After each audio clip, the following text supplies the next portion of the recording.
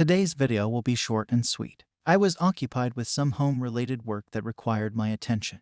I know many of you start your morning by watching my videos, and it gives you a positive boost. That's why I don't want to break your flow. Recently, I read something that enlightened me, and maybe you require this small shift in your manifesting journey. I know some of our manifestation takes some time, and it gets a little frustrating sometimes. I have been there and gone through that. Some of you might experience this. It becomes frustrating because, in our past experiences, we manifested something, and now this one little thing is stuck. But don't worry. You have noticed some people comment and write that, I am manifesting XYZ. I have been manifesting my desire for 5 months, or I have been trying to manifest for the last 7 months. So, let me remind you that there is no such thing as attempting to manifest or manifesting a desire. It manifested the moment you connected with it in your imagination.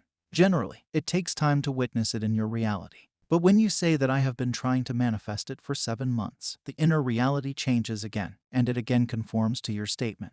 Instead of using the phrase, I am trying to manifest a specific person for the past 5 months, affirm that I have had a beautiful, loving relationship with my specific person for the past 5 years. We've been in a relationship for 5 months. Never say anything you don't wish to experience. Your mind must always be diverted in the direction of having the desire, not trying to manifest it. Neville Goddard clearly mentioned that you don't have to be concerned with when and how it will happen. But you are waiting for it to happen, which creates further waiting. You can manifest anything if you cultivate the feeling of naturalness that comes with having that desire. You are not this body nor this mind. You are something greater than this that cannot be defined. In this physical world, you define yourself through your beliefs, assumptions, and concepts of yourself. This is known as your identity. You shift your identity, and your world shifts. Always remember that it is your mind and your body. You can shape them however you want. You can access them, and you can generate feelings and thoughts. You are the one who controls it. Don't be the one who gets controlled by it.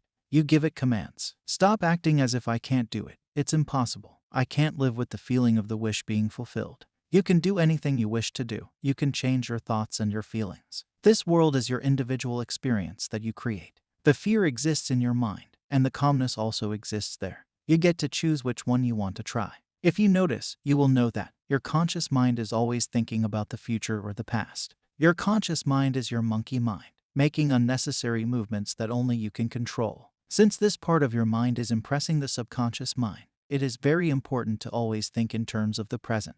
As opposed to the subconscious mind, the conscious mind is always concerned with what happened in the past and what will happen in the future, whereas the subconscious mind is always concerned with the present moment.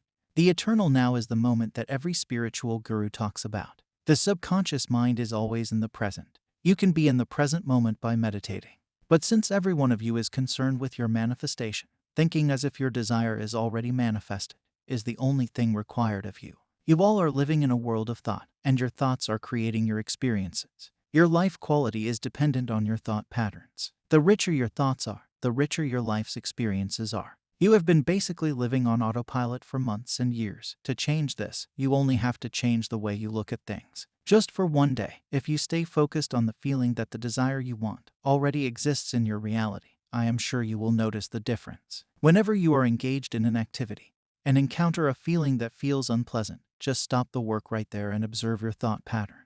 What is it saying? Replace it with a new thought pattern.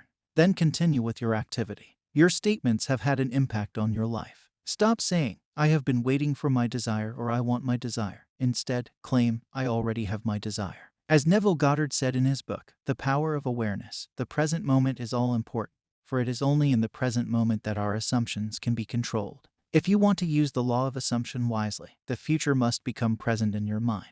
The future becomes the present when you imagine that you already are what you will be when your assumption is fulfilled. Be still and know that you are that which you desire to be. If you meditate and go deep within yourself, you will realize that there is no such thing as past or future. There is only the present moment.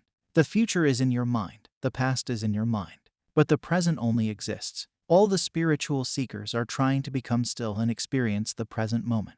So, I dare you all to think that you already have your desire, and remind yourself that it is yours. This does not mean you have to fight with your physical world. It is none of your concerns because, when you know deeply that something is yours, it remains yours. This is what it is. I hope you liked today's video. Subscribe for more such videos. I will meet you with another golden nugget. Happy manifesting.